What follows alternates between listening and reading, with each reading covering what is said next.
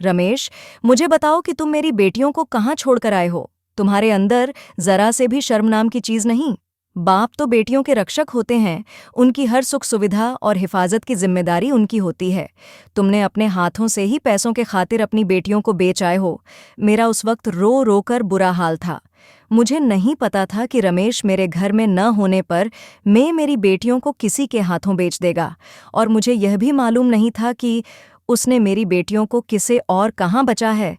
इंदौर शहर तो इतना बड़ा था कि मैं चाहकर भी अपनी बेटी को नहीं ढूंढ सकती थी। जब मैं रमेश से लड़ती कि मेरी बेटियों तुमने किसे से बचा है, उन्हें वापस लेकर आओ, तो वह कहता, तुम फिक्र ना करो, तुम्हारी बेटियां जहां भी हैं येश व आराम में जिंदगी जी रही है। और फिर मेरी इतनी हिम्मत भी नहीं थी कि मैं उनका बोझ उठा सकूं, और फिर कल को उनकी शादी भी तो करनी पड़ती। मैं उनको दहेज कहाँ से देता। मुझे जो अच्छा लगा मैंने वह कर दिया। अब तुम अपनी बकबक बंद करो और जाओ मेरे लिए ताज़ी रोटी बनाकर लाओ। मैं आंसू पूछती हुई उठी और रमेश के लिए रोटी बनाने लगी। मेरा दिल अपनी बेटियों की जुदाई में बहुत तड़प रहा था। मेरी ममता उनको अपने सीने से लगाने के लिए बेचैन थी। मेरा तो सब कुछ मेरी बेटियां ही थीं। बेटा ना होने की वजह से रमेश को मेरी बेटियों से बहुत चिढ़ थी। अभी मैंने एक रोटी ही तवे से उतारी थी कि दरवाजे पर एक बिखरन आई और उसने मेरे दरवाजे पर गुहार लगानी शुरू कर दी। भगवान के नाम पर मुझ भूखी कोई खाना खिला दे। भगवान तेरे दिल की हर मुराद को पूरी कर दे।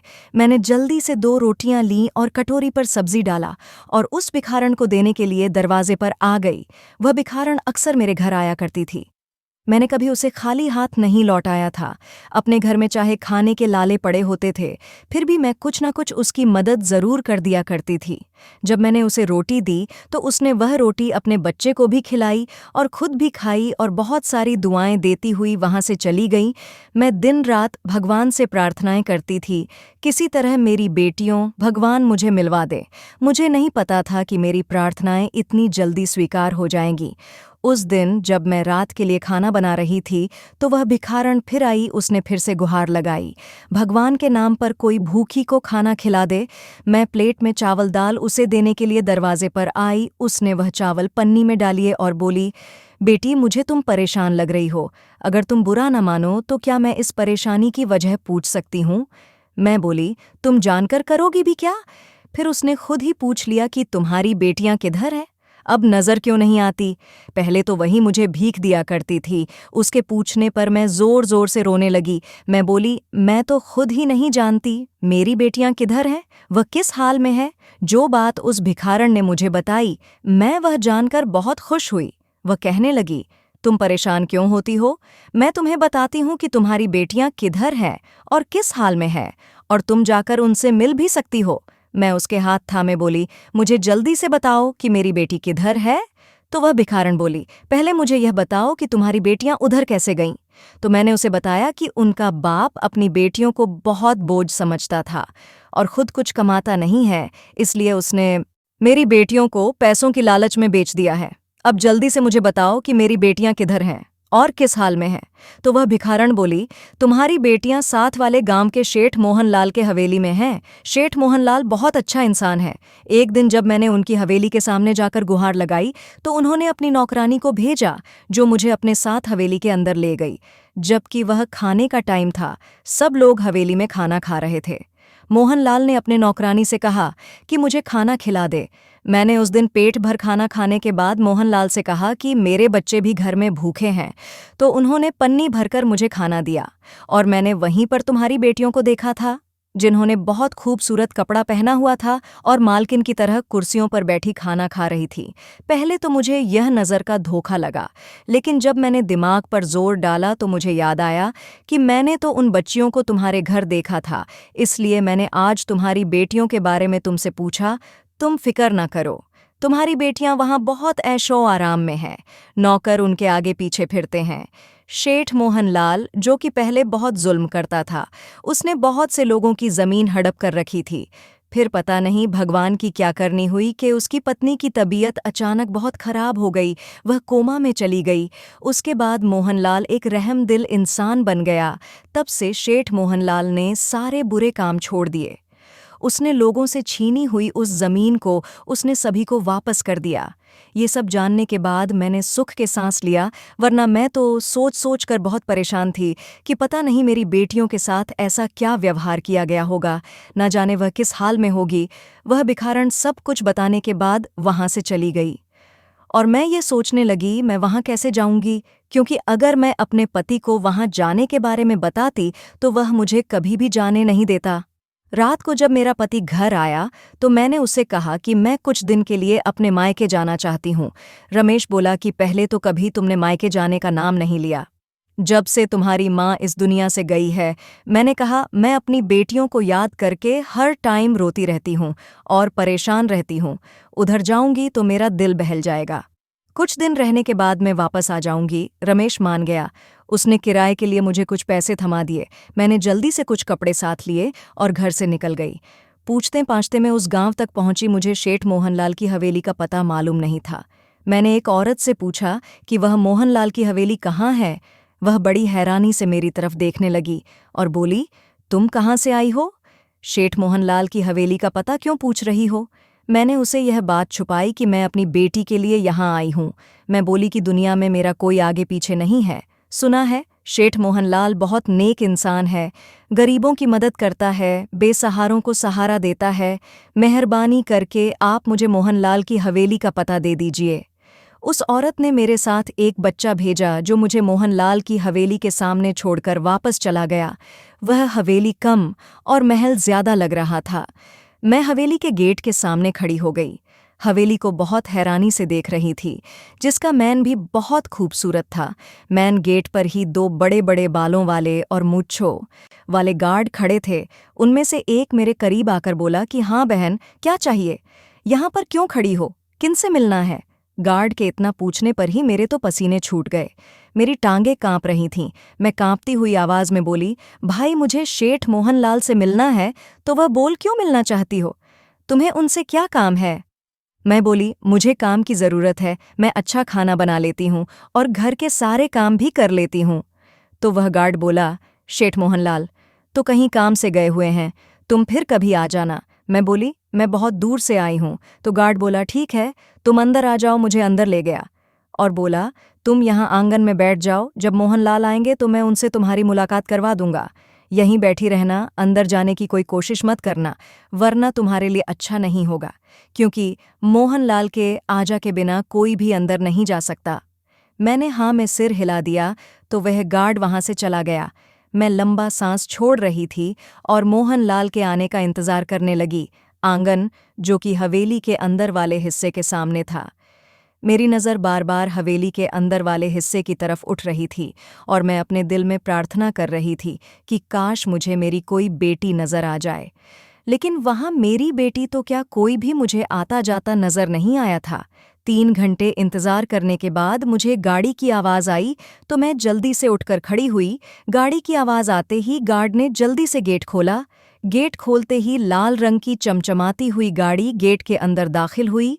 गाड़ी के पिछले हिस्से से 2 गार्ड निकले और उन्होंने जल्दी से गाड़ी का दरवाज़ा खोला तो शेठ मोहनलाल गाड़ी से निकलकर अंदर चले गए। मैं भी मोहनलाल के पीछे पीछे अंदर जाने लगी तो गार्ड ने मुझे रोक लिया और बोला, तुम यहीं इंतज़ार करो, मैं मोहनलाल से परमिशन लेकर आता हूँ, उसके बाद तुम अंदर जा सकती हो। मैं फिर वहीं बैठ गई और गार्ड के वापस आने का इंतज़ार करने लगी। कुछ देर के बाद गार्ड वापस आया और मुझे अंदर जाने के लिए कहा। मैंने अपने कपड़े वाली पोटली लिया और अंदर की तरफ चल पड़ी। अंदर जाने से पहले मैंने बड़ा सा घूंघट निकाल हुआ था ताकि मेरी बेटियां मुझे पहचान ना सकें, मैं देखूं कि मेरी बेटियां किस हाल में हैं। जब मैं अंदर दाखिल हुई तो डर के मारे मेरा बुरा हाल था। सामने ही मोहनलाल सोफे पर टांग रख बैठा हुआ था। मैं जानते ही मोहनलाल के 5 छुए और मोहनलाल ने मुझे आशीर्वाद दिया। बोला, बहन बताओ, मैं तुम्हारी क्या मदद कर सकता हूँ? मैं बोली, साहब मुझे काम की ज़रूरत है। तो वह पूछने लगा कि तुम कहाँ से आई हो? मैं बोली, मैं साथ वाले गांव से आई हूँ, मेरा इस दुनिया में कोई नहीं है। पहले मैं अपने गांव में किसी के घर काम किया करती थी, वह लोग गांव छोड़कर शहर चले गए हैं, मेरे पास कोई काम नहीं था। तो मुझे किसी ने आपके बारे में बताया कि तुम्हें यहाँ ज़रूर काम मिल जाएगा। साहब, मैं घर का सारा काम कर लेती हूँ और खाना भी बहुत अच्छा बनाती हूँ। आपकी मेहरबानी होगी अगर आप मुझे काम पर रख लें। कुछ सोचने के बाद मोहनलाल बोला, मेरी हवेली में पहले ही बहुत नौकर है, मुझे नौकरानी की ज़रूरत नहीं। ये कुछ पैसे हैं, रख लो। मेरे गार्ड को अपना पता बता दो, तुम्हें इतना पैसा हर महीने मिल जाया करेगी। मैं बोली, नहीं साहब, मुझे मुफ्त के पैसे नहीं चाहिए। अगर मुझे काम पर रख ले तो मुझे पैसा स्वीकार होगा, वरना मैं यह मुफ्त के पैसे नहीं ले सकती। मोहनलाल ने अपनी नौकरानी को आवाज़ दी। वह दौड़ती हुई आई और बोली, जी साहब बोलिए। मोहनलाल बोले कि आज से खाना बनाने की जिम्मेदारी तुम्हारी, आज से सफाई का सारा काम यह वाली नई नौकरानी देखेगी। मैं बोली, साहब आपका बहुत बहुत धन्यवाद, सच में आपका दिल बहुत बड़ा है। वह नौकरानी मुझे अपने साथ ले गई और मुझे सारा काम समझा दिया। उस दिन मैंने कोई काम न किया क्योंकि मेरा पहला दिन था। काम समझने के बाद नौकरानी ने मुझे मेरा क्वार्टर दिखाया, जो कि नौकरानी के रहने की जगह थी। क्वार्टर में हर तरह की सुविधा थी, जो कि मोहनलाल के अच्छे इंसान होने का सबूत था। अगले दिन सुबह सुबह पूजा आराधना के समय मुझे जगा दिया गया। वह हवेली की पुरानी नौकरानी थी। मैंने उठने के बाद भगवान के सामने मथा टेके उनसे प्रार्थना करने लगी, मुझे मेरी बेटियों से मिला दे। उसके बाद मैं अपने काम पर लग गई। सारे कमरों की सफाई करने के बाद जब मैं आखिरी कमरे की सफाई करने के लिए उस कमरे की तरफ बढ़ी तो मुझे पीछे से अनीता की आवाज़ आई, उस कमरे में मत जाना। मैं बोली, बस इस कमरे की सफाई रह गई है। तो वह बोली, उस कमरे में किसी को भी जाने की परमिशन नहीं है। मैं बोली, क्यों? अनीता बोली, मैं तुम्हें यह बताना ज़रूरी नहीं समझती, अभी तुम नई नई हो, धीरे धीरे तुम्हें सब पता चल जाएगा। नीचे जो सफाई रह गई है तुम वह कर लो और दोबारा से इस कमरे में जाने की गलती मत करना। यह शेठ मोहनलाल का हुक्म है, इस कमरे में किसी को जाने नहीं दिया जाता। मैं सफाई करने के बाद सुनीता के साथ मिलकर खाना लगवाया। मेरी नज़र बार बार अपनी बेटियों को ढूंढ रही थी क्योंकि खान लग चुका था। मैंने घूंघट वैसे ही निकला हुआ था। कुछ देर के बाद मुझे अपनी 5 बेटियों की आवाज़ सुनाई दी, जिन्होंने खाने के टेबल पर आते हैं मोहनलाल को प्रणाम किया और उनके पांव छुए उनसे आशीर्वाद लिया। मोहनलाल ने उन्हें बहुत प्यार भरे शब्दों में उनको आशीर्वाद दिया और बोला, बैठो बेटा, खाना शुरू करो, हम लोग तुम्हारा ही इंतज़ार कर रहे थे। चुप से घर के सारे लोगों ने खाना खाया। बाद में सब बारी बारी उठकर जाने लगे। घूंघट होने की वजह से मुझे अपनी 2 बेटियों की पैर नजर आए। जब उनके पांव पर मेरी नज़र पड़ी तो मेरी ममता तड़प उठी थी। मैं चाहकर भी उनसे न पूछ सकी कि उनके पांव की यह हालात कैसे हुई। वैसे तो मोहनलाल बहुत अच्छा बनता फिरता था, मुझे लगता उसके नेक दिल बस दिखावे की थी। असल में वह एक जालिम मोहनलाल जो कि पहले कभी हुआ करता था। सारे काम खत्म करने के बाद जब मैं अपने रूम में आई तो मैं अनीता से बोली, अनीता तुमसे एक बात पूछूं? तो वह बोली, हाँ पूछो। मैं बोली, वह लड़कियां कौन हैं जो खाने की टेबल पर बैठी थीं? तो वह अनीता बोली, वह साहब की बेटियां हैं। मैं बोली, अगर वह साहब की बेटियां हैं तो उनके पांव की यह हालात कैसे हुई? अनीता बौखला गई और बोली, अच्छा मुझे अभी कुछ काम है, मैं आकर वापस बताती हूँ, तुम सो जाओ। लेकिन मैं कैसे सोती? मैं तो एक माँ थी और एक माँ अपनी औलाद की हालत देखकर कैसे सो सकती है? मैंने सारी रात में जाग कर रोते हुए बिताई थी। अगली सुबह जब मैं हवेली गई तो मेरी 5 बेटियां सोफे पर बैठी हुई थीं और आपस में बातें कर हंस रही थीं। ऐसा लग रहा था जैसे वह यहाँ बहुत खुश हैं। इतने में मोहनलाल आया और बोला, तुम लोग यहाँ क्या कर रही हो? चलो कमरे में जाओ और जो काम मैंने तुम लोगों सौंपा है उसमें जरा भी लापरवाही ही नहीं होनी चाहिए। वह 5 जल्दी से उठी और सीढ़ियां चढ़ती हुई उस कमरे में चली गई जिस कमरे में अनीता ने मुझे जाने के लिए मना किया था।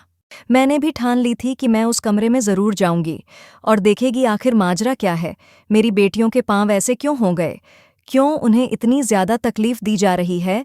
वह सिर्फ खाना खाने के लिए ही नीचे आती थी और उसके बाद वह जल्दी उस कमरे में चली जाती थी। यह सिलसिला कई दिन तक चलता रहा। मैं किसी को यह भी नहीं बता सकती थी कि मैं उनकी माँ हूँ, क्योंकि अगर किसी को पता चल जाता तो क्या पता वह मोहनलाल मुझे यहाँ से चलता कर देगा। मैंने फैसला कर लिया कि मैं किसी न किसी तरह उस कमरे में ज़रूर जाऊंगी और पता लगाऊंगी कि आखिर राज क्या है। एक दिन सारे कमरों की सफाई करने के बाद बहुत हिम्मत करके उस कमरे की तरफ चली आई। जब मैंने अपने इर्द गिर्द किसी को न देखा और चारों तरफ नज़र दौड़ाकर जांच की, जब मुझे यकीन हो गया कि मेरे आसपास कोई भी नहीं है तो मैंने हिम्मत करके दरवाज़ा खोला। खोलते ही जो मंजर मैंने देखा वह देखने के बाद मेरा कलेजा मुंह को आ गया था। मैं बयां नहीं कर सकती उस वक्त मेरी क्या हालत। उसी वक्त मेरे पीछे से किसी की आवाज़ आई, तुम्हारी हिम्मत कैसे हुई इस कमरे तक आने की? मैंने जल्दी से दरवाज़ा बंद कर दिया। मैंने पीछे मुड़कर देखा तो मोहनलाल बहुत गुस्से में मुझसे बोला, क्या तुम्हें किसी ने बताया नहीं इस कमरे में किसी को भी जाने की इजाज़त नहीं? मैं घबराते हुए बोली, जी बताया तो था, मैंने सब कमरों की सफाई कर दी थी, तो मैंने सोचा इस कमरे की भी कर दूं। मोहनलाल मुझे उंगली दिखाते हुए बोला, खबरदार आज के बाद इस कमरे के आसपास भी नजर आई तो मुझसे बुरा कोई नहीं होगा। अब जाओ यहाँ से और जाकर अपना काम करो। मैं रोते हुए वहां से चली आई। अनिता, जो यह सब सुन रही थी, मुझसे बोली, मैंने तुम्हें मना भी किया था कि उस कमरे में मत जाना, क्योंकि वहां किसी को भी जाने की इजाज़त नहीं। मोहनलाल ने इस गलती की वजह से कई नौकरानियों को यहाँ से निकाल दिया है। हो सकता है तुम्हें भी नौकरी से निकाल दिया जाए, क्योंकि साहब को बिल्कुल भी यह गवारा नहीं कि कोई इस कमरे के आसपास भी भटके। मैं अनिता से बोली, अनिता भगवान के लिए कुछ करो, मेरे पास तो और कोई ठिकाना भी नहीं है, मैं कहाँ जाऊंगी? अनिता बोली, मैं कुछ नहीं कर सकती, मैं तो खुद एक नौकरानी हूँ, मेरी क्या औकात है? इतने में मोहनलाल नीचे आए तो मैं उनके पांव पड़ गई। साहब भगवान के लिए मुझे माफ़ कर दो, आज के बाद कभी ऐसी गलती नहीं करूंगी। बस मुझे नौकरी से ना निकाले, मेरा और कोई ठिकाना नहीं। मोहनलाल बोला, अच्छा अच्छा ठीक है, जाओ जाकर अपना काम करो, मुझे कभी भी शिकायत का मौका नहीं मिलना चाहिए। अगले दिन हवेली को रंग बिरंगे फूलों से सजाया जा रहा था। अनिता मुझसे बोली, पूनम आज पूरे घर की अच्छी तरह से सफाई करने के बाद किचन में आ जाना और खाना बनाने में मेरी मदद करना, क्योंकि आज ज़्यादा लोगों का खाना बनाना है। मैंने हाँ मैं सिला दिया और अपने काम में बिजी हो गई। सफाई का काम खत्म करने के बाद मैं अनिता का हाथ बटाने किचन में चली आई। मैं अनिता से बोली, आज यह इतना सारा इंतज़ाम क्यों हो रहा है? तो अनिता बोली, आज मोहनलाल के 5 बेटे जो कि पढ़ने के लिए बाहर गए थे, आज सब इकट्ठे हो रहे हैं। इसी खुशी में हवेली को सजाया जा रहा है। मोहनलाल ने हुक्म दिया है कि खाना बहुत अच्छा होना चाहिए, क्योंकि उनके बेटे काफ़ी सालों के बाद हवेली आ रहे हैं, इसलिए साहब चाहते हैं कि किसी चीज़ में कोई कमी नहीं होनी चाहिए। अच्छा, अब तुम जल्दी जल्दी हाथ हिलाओ और अपना घूंघट उठा दो, यहाँ मेरे अलावा कौन सा कोई दूसरा आदमी है? मैंने अपना घूंघट उठाया और अनिता बोली, अच्छा तुम सलाद बना दो। मैंने सलाद बनाने के बाद बर्तन साफ किया। इतनी देर में गाड़ी के हॉर्न की आवाज़ मैंने अपने कानों से सुनी। अनिता ने जल्दी से ताज़ा जूस के साथ और चीज़ें ट्रेन में सजाई और जल्दी से ड्राइंग रूम में ले गई, जहां मोहनलाल के 5 बेटे बैठे हुए थे। हमारे जाते ही मोहनलाल के बेटों ने हमें प्रणाम किया। लग रहा था कि मोहनलाल ने उनकी बहुत अच्छी परवरिश की हो। यह उनकी परवरिश का ही नतीजा था।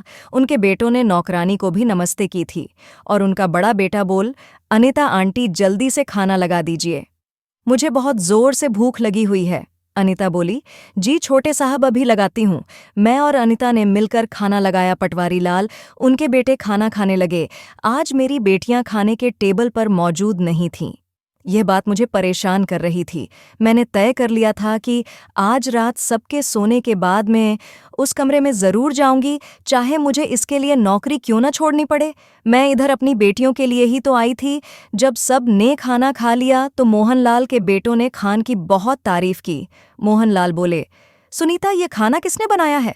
अनिता बोली, साहब ये खाना मैंने और पूनम ने मिलकर बनाया है। मोहनलाल बोला, आज मैं बहुत खुश हूँ, क्योंकि मेरे बेटे कामयाबी के बाद घर लौटे हैं और फिर तुम दोनों ने खाना इतना अच्छा बनाया है कि मांगो जो मांगना है।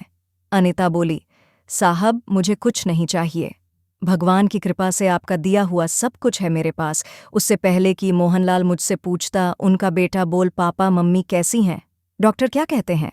तो मोहनलाल बोला, मुझे उम्मीद है कि तुम्हारी माँ बहुत जल्द ठीक हो जाएगी, क्योंकि वह एक बार कोमा से बाहर आई है लेकिन फिर कोमा में चली जाती है। डॉक्टर ने उम्मीद तो दिलाई है कि इन आने वाले दिनों में तुम्हारी माँ बिल्कुल ठीक हो जाएगी। फिर उनका ख्याल भी तो इतने अच्छे तरीके से रखा जा रहा है। उनके बेटे बोले, हम अपनी माँ को देखना चाहते हैं। मोहनलाल बोला, चलो मेरे साथ। वह लोग उठकर जाने लगे तो मैं बोली, साहब मुझे आपसे कुछ मांगना है और मुझे उम्मीद है कि आप मुझे खाली हाथ नहीं लौटाएंगे। तो मोहनलाल बोला, हाँ बताओ, क्या मांगना चाहती हूँ? मैं मोहनलाल के सामने अपनी झोली फैलाई और बोली, साहब मेरी झोली में मेरी बेटियां डाल दीजिए। मोहनलाल बोला, कौन सी बेटियां? तुम किन बेटियों की बात कर रही हो? मैं बोली, जो कि मेरे पति रमेश ने आपको भेजी थी और उसके बदले में आपने उसको भारी रकम भी दिए थे। मैंने सुना था कि मेरी बेटी यहाँ बहुत यशो आराम में है और आप एक बहुत नेक दिल इंसान है। लेकिन जब मैंने उन्हें देखा तो मेरी ममता यह देखकर तड़प उठी है। जब मैंने अपनी बेटियों के पांव पर बड़े बड़े छाले बने हुए देखे जो कि पानी से भरे हुए थे। पता नहीं आप कौन सा जुल्म मेरी बेटियों पर कर रहे हैं। मैं तो यहाँ अपनी बेटियों को बस देखने के लिए आई थी, लेकिन अब मैं अपनी बेटियों को अपने साथ ले जाए बिना वापस नहीं जाऊंगी। मोहनलाल चुप रहा और मोहनलाल के बेटे मोहनलाल को सवालिया नजरों से देखने लगे। इतनी देर में मेरी बेटी भागती हुई सीढ़ियों से नीचे आई और बोली, साहब जल्दी आइए, मैम साहब होश आ गया है। ये सुनकर मोहनलाल बहुत खुश हुआ। उसने मेरी बेटी को ऊपर जाने के लिए कहा, मुझसे बोला, पूनम चलो हमारे साथ और खुद देख लेना कि तुम्हारी बेटियां किस हाल में हैं। मोहनलाल उसी कमरे में जा रहा था जिस कमरे में किसी को भी जाने इजाजत नहीं थी। पटवारी लाल और उनके बेटे कमरे के अंदर दाखिल हुए। मैं भी उनके पीछे पीछे अंदर चली गई। जब मैंने उस दिन चोरी छुपके से उस कमरे का दरवाज़ा खोला था तो मुझे मशीनरी के अलावा कुछ नहीं नजर आया था, वह मशीनरी जो कि अस्पतालों में मरीजों के लिए होती है। जब मैंने कमरे की दूसरी तरफ देखा तो मुझे ये देखकर बहुत हैरानी हुई कि मेरी बेटियां यहाँ पर बहुत येशो आराम से सोफे पर बैठी हुई है। उन्होंने खूबसूरत कपड़ा पहना हुआ था और ऐसे लग रही थी जैसे कि इसी हवेली का हिस्सा हो। उनके आगे दुनिया की हर चीज़ पड़ी हुई थी। मैंने घूंघट को थोड़ा ऊपर उठाया और अपनी बेटियों को देखा। उनके पांव पर वह छाले बने हुए थे, वह भी बिल्कुल ठीक थे। मेरी पांचों बेटियां सोफे से उठकर पटवारी लाल पत्नी के बेड के इर्द गिर्द जमा थीं। पटवारी लाल के पत्नी के होश में आने की वजह से बहुत खुश थी। मोहनलाल और उनके बेटों ने डॉक्टर से बोला, डॉक्टर साहब क्या अब मेरी पत्नी खतरे से बाहर है? डॉक्टर बोली, जी बिल्कुल, अब आपकी पत्नी पूरी तरह ठीक है। तो मोहनलाल बोल, यह सब उन बच्चियों की वजह से मुमकिन हो पाया है जो कि दिन रात उसके सर पर पहरा देती थी। जैसे ही मेरी पत्नी को थोड़ा होश आया तो इस बच्ची ने जल्दी से फ़ोन करके आपको बुला लिया। डॉक्टर बोली, अच्छा अब मुझे इजाज़त दीजिए, मैं कुछ दवाइयाँ लिख कर दे रही हूँ जो कि ध्यान से उनको देनी है और इसमें लापरवाही बिल्कुल नहीं होनी चाहिए। मेरी बेटी डॉक्टर का बैग उठाए उसे बाहर तक छोड़ने के लिए गई थी। जब मैंने अपना घूंघट उठाया मेरी बेटियां मुझे अपने सामने देखकर हक्का बक्का रह गईं। वह सब मुझसे लिपट कर रोने लगी। मोहनलाल ने बड़ी प्यार भरी नज़रों से उनके सर पर हाथ रखा और बोला, पूनम तुम उनसे पूछ सकती हो कि हमने उनके साथ क्या जुल्म किया है। तो बेटियां बोली, नहीं माँ, इन लोगों ने हमारे साथ कोई जुल्म नहीं किया, बल्कि हम तो यहाँ पर बड़ी आराम से है, पढ़ाई भी करते हैं और हम पांचों तो सिर्फ इन आंटी का ख्याल रखने के लिए इस कमरे में है। एक सोती है तो एक जागती है, इसी तरह हम बारी बारी आंटी का ख्याल रखते हैं। बस इससे ज़्यादा हमारा कोई काम नहीं है और दुनिया की हर चीज़ हमें इसी कमरे में मिल जाता है। हमें कहीं जाने की कोई ज़रूरत नहीं होती। हम पांचों पढ़ाई भी कर रहे हैं जो कि सब की वजह से यह सब कुछ हो पाया है। साहब जी तो बेटियों की तरह हमसे प्यार करते हैं और हम मालकिन तरह इस हवेली में राज कर रहे हैं। मैं बोली, तुम लोगों के पांव पर जो पानी के छाले बने हुए थे वह कैसे थे? मेरी बेटी बोली, माँ ये दोनों किचन में खाना बनाने के लिए गई थी तो गरम गरम घी उनके पांव पर गिर गया। सुनीता आंटी के मना करने के बाद भी ये दोनों खाना बनाने की जिद करने लगी थी। उनकी जिद की वजह से उन्हें यह तकलीफ उठानी पड़ी। माँ आप सोच भी नहीं सकती कि हम यहाँ कितने खुश हैं। वह तो भगवान की कृपा है कि पापा ने हमें मोहनलाल को बेचा है। अगर किसी और को बेचते तो पता नहीं आज तेरी बेटियां कहाँ और किस हाल में होती। पापा ने तो मुड़कर हमारी खबर तक नहीं ली कि मेरी बेटियां जी रही हैं या मर गई हैं। उनसे अच्छे तो यह लोग हैं जो गैर होते हुए भी हमें इतना प्यार दिया। मैं बोली, मगर तुम इस कमरे तक ही क्यों रहती हो? तो मेरी बेटियां बोली, माँ मैं अभी तो बताया कि हम सिर्फ मोहनलाल के पत्नी की देखभाल करते हैं और उन्हीं की जिम्मेदारी ली है, इसलिए हम इस कमरे से सिर्फ खाना खाने के लिए ही बाहर निकलते हैं। मोहनलाल ने मेरी बेटियों को अपने पास बुलाया और उनसे बोला कि आज तुम लोगों की वजह से मेरी पत्नी बिल्कुल ठीक है। मैं तुम लोगों का एहसान जिंदगी भर नहीं उतार सकता। तुम लोगों ने मेरी पत्नी की इतनी देखभाल की। मेरी पत्नी कोमा में थी, लेकिन आंखें खोलने के बाद सबसे पहले उसने तुम पांचों को देखा है। मोहनलाल की।